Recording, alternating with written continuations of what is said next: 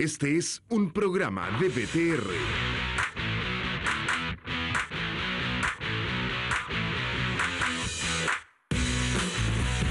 Estamos en tu ciudad. Miramos tu realidad. Panorama 15. La voz de las regiones.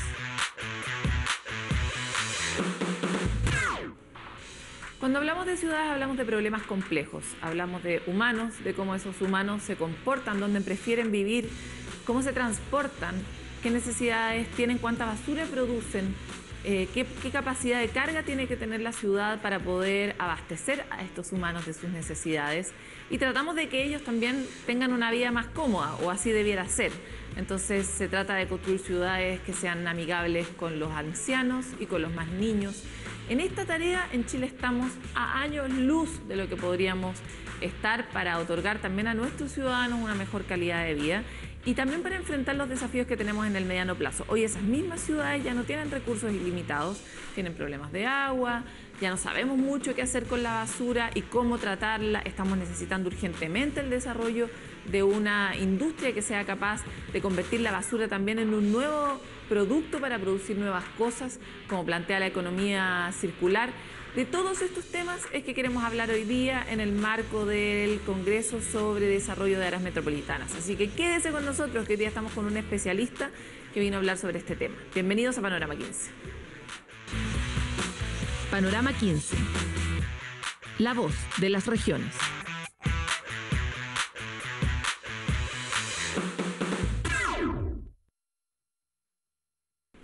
Los tradicionales bailes religiosos de Tarapacá esta semana realizan la denominada Despedida de Pueblo. Es una ceremonia en la que participan decenas de bailarines en sus cofradías o asociaciones para subir pronto a la ceremonia que realmente los va a reunir, que es la Tirana. Arturo Arévalo con más. En diferentes sectores de Iquique, promesantes de los bailes religiosos ofrecían su último baile antes de subir al pueblo de la Tirana, con la bendición del sacerdote y encomendándose a la Virgen por un buen desempeño de su baile. Sí, se danza, se canta, el sacerdote también nos recibe con una liturgia y hace un envío. Hace un envío y nos da una bendición para que salga todo bien en la fiesta. Una de las asociaciones más antiguas de los bailes religiosos es el Baile Morenos de Victoria, que cumple 75 años, y entre sus filas encontramos a descendientes de trabajadores de la ex oficina salitrera Victoria. Todos son descendientes de Victoria, de la salitrera. La mayoría de las personas, de una u otra manera, tenemos raíces allá. Hay socios que son las personas que, algunos son papás de bailarines, y los bailarines, bueno, estamos con track, nosotros somos los que danzamos. En esta ceremonia presentan a los nuevos integrantes del baile, que usarán la vestimenta adecuada una vez que haya sido bendecida la próxima semana en una ceremonia especial ya en el pueblo de La Chinita. Me tienen que poner el traje allá en la entrada, 2 personas. Yo creo que 2 amigos de acá del baile, que son los que más motivan más. O 2, mi mamá y mi abuelo que bailó. Y un poco también dejar una herencia a mis hijos. La fe está y siempre ha estado. Simplemente ahora es estar de cerca con el sacrificio que significa bailar, con el sacrificio que significa ir a la Tirana como bailarín. A una semana de la fiesta más grande del norte de Chile, el acento de este año es la acogida al peregrino local y extranjero para que su estadía sea grata en Tierra Santa. Por lo tanto, estamos en ese plano en este rato de la acogida, es el acento que se le va a dar a toda la fiesta. Por lo tanto, ir con un corazón acogedor, como fue el Señor y como fue María Santísima. Este año se espera que al pueblo de la Tirana lleguen alrededor de 250.000 visitantes provenientes de Chile, Perú y Bolivia, ya que desde el 11 de julio se puede disfrutar de la fiesta con los típicos bailes folclóricos tradicionales como las diabladas. En Iquique, Arturo Arévalo, Panorama 15. Salas de clases con goteras en los techos, murallas humedecidas, problemas de calefacción, aseo y falta de agua potable son algunas de las denuncias realizadas por apoderados de escuelas rurales en la región de Los Lagos. Exigen intervención urgente del gobierno regional. Marcelo Vera con más. Baldes al interior de la sala de clases porque ésta se gotea cuando llueve. Infraestructura en avanzado estado de deterioro que es perceptible a simple vista. Problemas con la calefacción y humedad evidente e incluso ausencia de agua potable para los escolares. Estas son algunas de las situaciones que afectan a las escuelas rurales de la comuna de Puerto Varas y que fueron denunciadas por los apoderados de los mismos establecimientos. El colegio se gotea, la sala de clases se gotea, tenemos problemas con los cambios de cañones del colegio. Acá el piso hay unas partes que están ya cediendo, los baños están en muy malas condiciones. En estos momentos funcionamos con los bidones que se ven, que recién fueron repuestos durante la semana pasada, y también está la retoma de la construcción de la torre de agua, que en estos momentos se encuentra sin sistema de cloración. La situación ha llegado a ser tan crítica que incluso la autoridad sanitaria procedió a cerrar uno de los establecimientos por no cumplir con estándares mínimos de salubridad. Al punto como la de Río Pescado de ser cerrada por causa de no cumplir con medidas sanitarias mínimas. Nosotros desde el año pasado hemos estado trabajando y conversando con la autoridad municipal, con la jefa del DAEM, con el alcalde respecto de estas situaciones, buscando principalmente que los recursos lleguen a los establecimientos. Tras las denuncias realizadas por los vecinos, la Superintendencia de Educación en la región de Los Lagos decidió tomar cartas en el asunto. Sobre el tema de Puerto Varas específicamente, la realización de una fiscalización integral que cubra todos los establecimientos municipales de la comuna, con el objeto de poder constatar en terreno las dificultades que existen y que, depende de las situaciones de que se trate, puedan o ser subsanadas en un corto plazo o bien pueden derivar en algún tipo de fiscalización y proceso administrativo. Desde la Municipalidad de Puerto Varas responsabilizan a la administración anterior del abandono de la educación rural en la comuna, aunque anunciaron medidas para subsanar los problemas más urgentes. Tenemos un proyecto de 210 millones de pesos para perfeccionar y mejorar la escuela de Los Riscos, como también con iniciativas propias y también personales, porque me hice responsable en términos directos respecto a la restauración y reparación de la escuela de Río Pescado. Y si bien existen desde hace varios años proyectos de mejoramiento de varias escuelas rurales en la comuna, ninguno de estos se ha concretado. El alcalde anterior dio a conocer a la comunidad de que había unas platas para el arreglo integral del colegio, que eso fue dado el año pasado en enero, si no me equivoco. Aunque ya se ha avanzado en algunos problemas, como la desratización de la escuela Las Camelias, trabajos que abordaron una situación particularmente grave en una zona que es hábitat del ratón de cola larga, portador natural del virus Anta. Marcelo Vera, Panorama 15. Llega la hora de revisar los titulares de los diarios ciudadanos de la red Mi Voz. Académicos denuncian irregularidades en proyecto del Museo Lepech en San Pedro de Atacama. Los expertos piden que el museo sea administrado por la comunidad indígena atacameña ante la inexplicable demolición del edificio patrimonial anterior y la salida de objetos arqueológicos fuera del país. Además, se oponen a la construcción de un nuevo edificio del museo que comenzó en 2014 y que hoy está paralizada por distintas irregularidades que ha tenido el proyecto. Actualízate sobre esta y otras noticias de la región en elnortero.cl. CESFAM número 5 de Rancagua tendrá modernas instalaciones. Más de 30.000 habitantes se verán beneficiados con la reposición del centro asistencial emplazado en el corazón del sector oriente de Rancagua, punto donde se concentra gran parte de la población vulnerable de la ciudad. Tendrá un costo que bordea los 4.700 millones de pesos aportados por el Ministerio de Salud, permitiendo que el establecimiento crezca a más del doble de su superficie. Más sobre este tema en elrancaguazo.cl. Tras 20 años volverán las viviendas sociales en los sectores de los lagos. 240 familias serán beneficiadas con 6 torres de mediana altura que comenzaron a ser construidas en el sector Senderos del Tepual en Puerto Montt con subsidios del Fondo Solidario del Ministerio de Vivienda y Urbanismo. El conjunto habitacional Los Tilos contempla edificios de 6 pisos que además tendrán 2 sedes sociales, juegos infantiles, áreas verdes, estacionamientos y una inversión superior a los 6.000 millones de pesos. Si quieres saber más sobre esto, anda al reportero.cl. Nosotros vamos a una pausa y volvemos con la entrevista. Panorama 15. La voz de las regiones.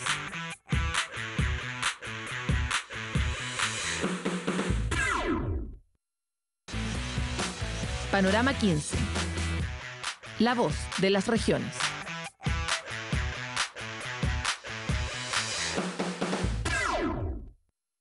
Hola, ¿qué tal? En el marco del Congreso de Áreas Metropolitanas que se está haciendo este año 2017, luego un primer congreso que tuvo mucho foco en los problemas de servicio, este año nos hemos abierto a otras miradas y otras conversaciones que tienen hartos tintes globales. Y para hablar sobre las áreas metropolitanas desde otra perspectiva, es que hoy día estamos con el director del programa de ciudades del Centro de Implementación de Política Pública para la Equidad y el Crecimiento, CIPEC.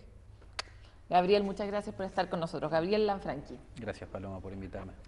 Gabriel, escuchamos tu presentación y una de las cosas que a mí me llamó mucho la atención es la cantidad de elementos globales que están en tu presentación. Por ejemplo, la necesidad de mirar el desarrollo desde los desafíos que planteó la ONU, por ejemplo, para el desarrollo sostenible. La necesidad de mirar el desarrollo de ciudades contemplando la participación de la economía colaborativa.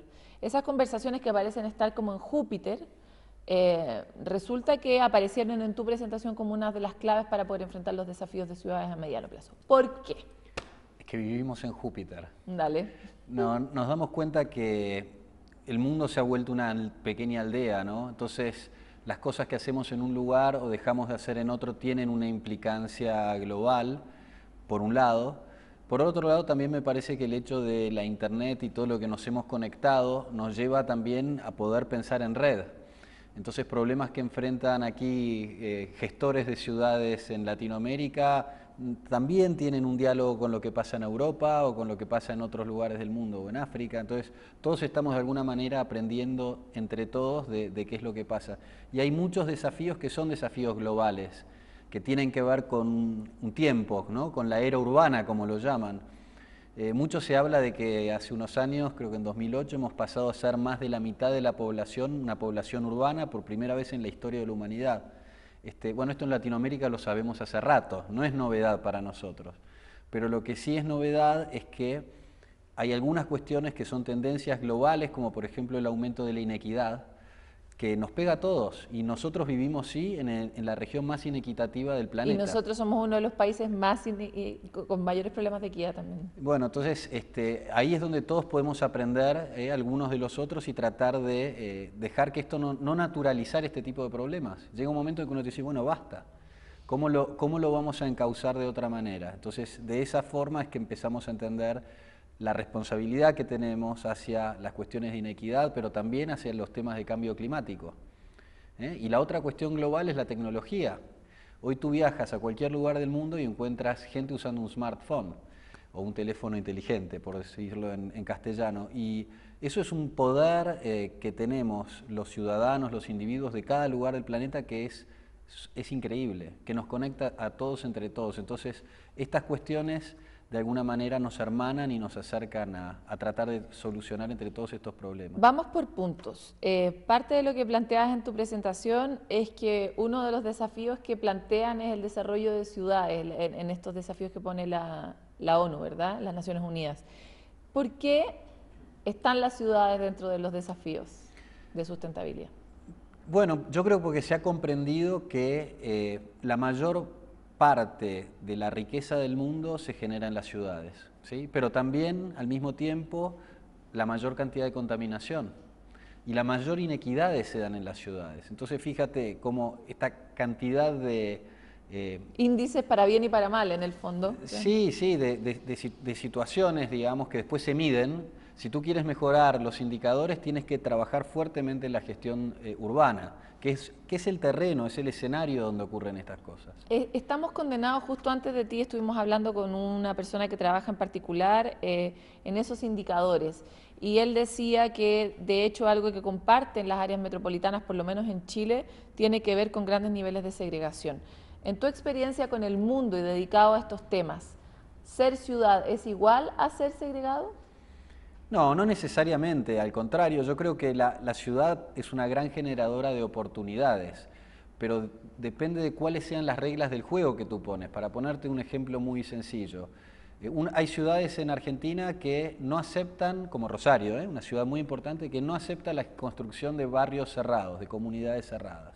Buenos Aires, como de condominios. Condominios le dicen aquí. Bueno, en Buenos Aires sí se puede hacer eso. Y bueno, más allá de que hay un montón de justificativos por los cuales uno podría hacerlo, ¿no? Por la vuelta al verde, por la seguridad. En definitiva, en el largo plazo eso genera mayor inseguridad, mayor segregación. Entonces, en términos sociales no es una buena ecuación. Entonces, se pueden tomar medidas que busquen la integración social, la cohesión en lugar de la segregación. Ese ejemplo que acabas de dar, la definición que tomó Rosario en no tener condominios, ¿tuvo un impacto realmente en cómo viven ellos? Yo creo que sí tuvo un impacto en cómo viven ellos. El tema es que pasamos al tema metropolitano. No alcanza con que un municipio lo tome, porque termina siendo un mismo sistema urbano. Entonces, muchos de los que pensaban hacer ese tipo de emprendimientos se mudan de municipio y lo hacen al lado. Entonces, a veces se puede diluir esa iniciativa, pero en Córdoba, por ejemplo, otra ciudad argentina donde no se tomó ese recaudo, bueno, han crecido por todos lados, ¿no?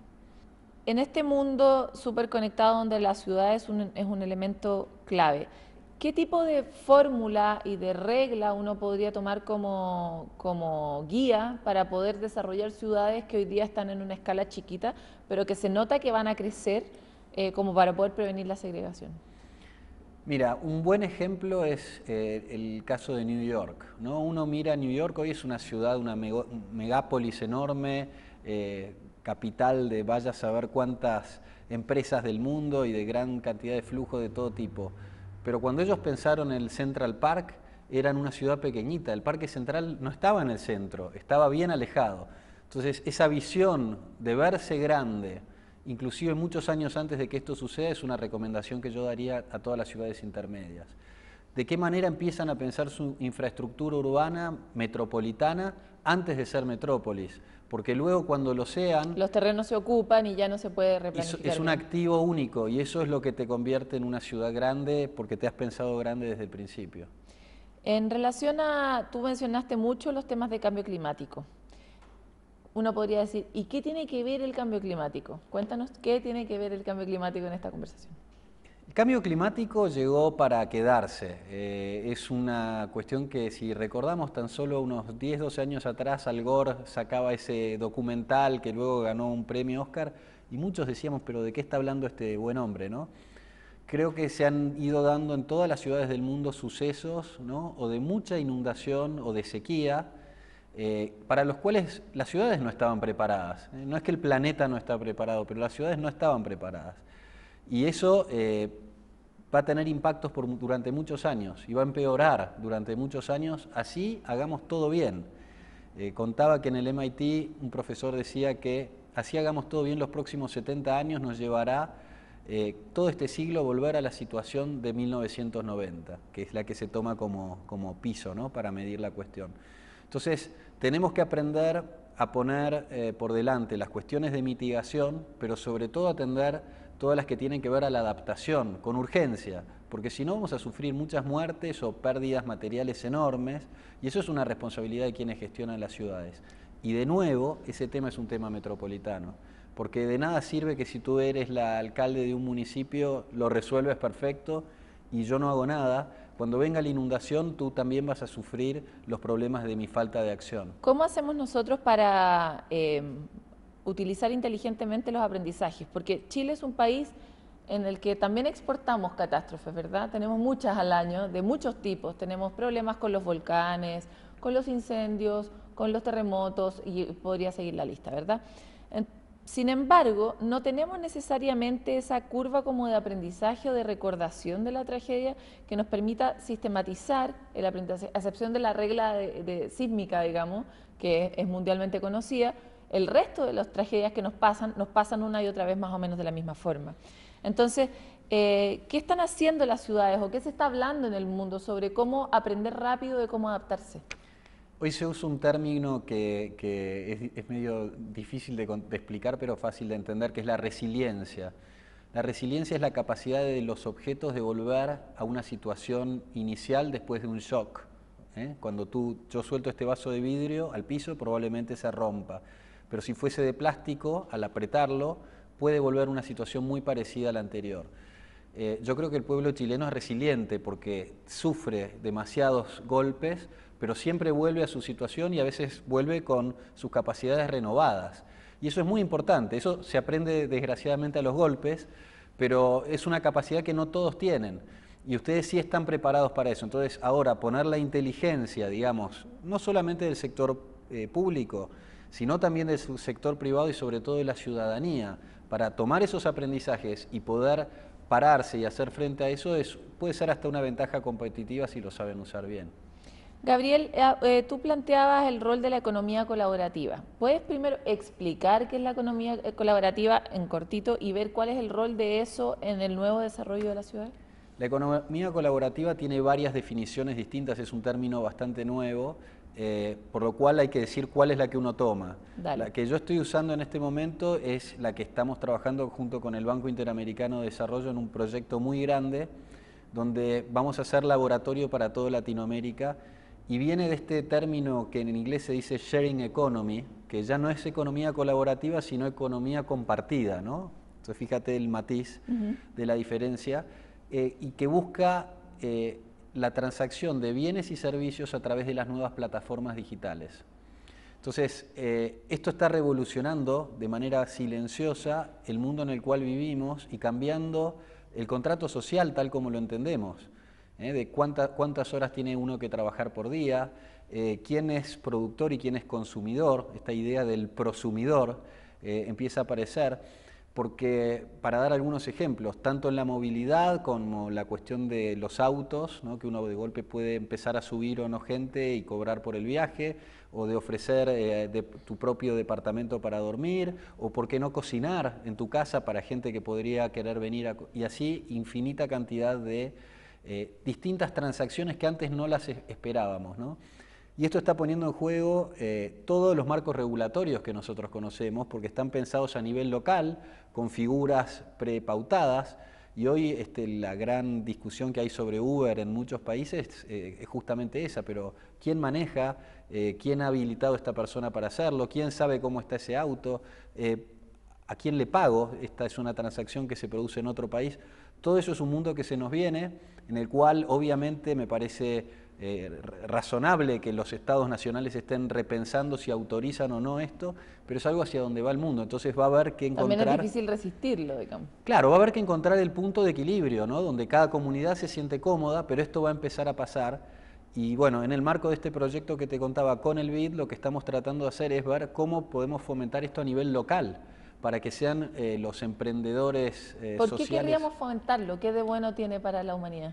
Tiene de bueno que las cosas... Además de que siempre es bueno compartir, ¿verdad?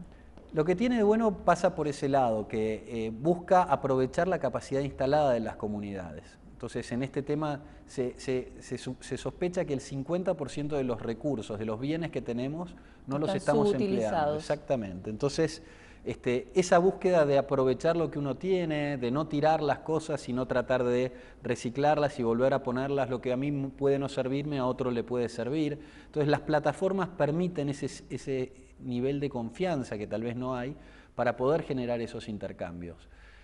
Eso es lo positivo.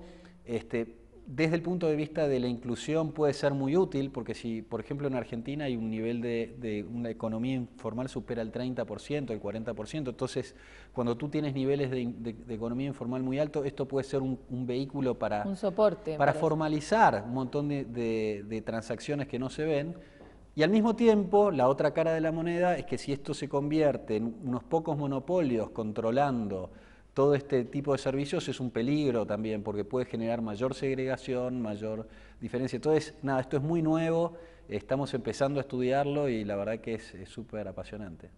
Gabriel, te quiero agradecer por estar en Panorama 15. Bueno, muchas gracias a ustedes por invitarme. Hasta aquí llegamos con este programa. La idea es empezar a mirar cómo esos conceptos que parecen ser parte de otra carpeta en realidad también pertenecen a la nuestra, la forma y la mirada que tenemos sobre nuestras ciudades, a cómo estamos mirando el desarrollo, dónde están nuestras brechas y nuestros desafíos. Tratamos de dejar sembrados estos pensamientos en usted y las definiciones que va a tener que tomar a propósito, esperemos, de la elección directa de gobernador regional y las definiciones que va a poder, en las que va a poder participar en su propia región. Nos vemos pronto en Panorama 15. VTR presentó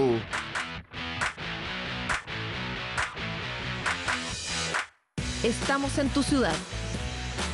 Miramos tu realidad. Panorama 15. La voz de las regiones.